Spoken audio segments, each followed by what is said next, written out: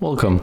If you want to download pictures from Instagram on your OPPO Reno 4 Lite, at first you have to log into your Instagram account. After that you have to pick up the picture that you want to download. So I will go for our Instagram account and I will pick up, for example, this picture. After that we have to go back to the main screen, move to the Play Store and download the application a repost for Instagram that we will be using to download the pictures. We have to get this app from the Kimsey929, so let's get it.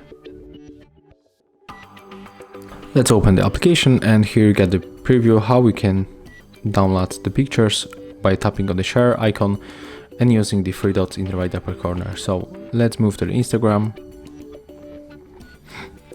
I'm testing this three dots way. Click on the repost for Instagram application and then go back for the app, pick up the photo, then you are able to take off the signature from the photo and save the photo to the gallery.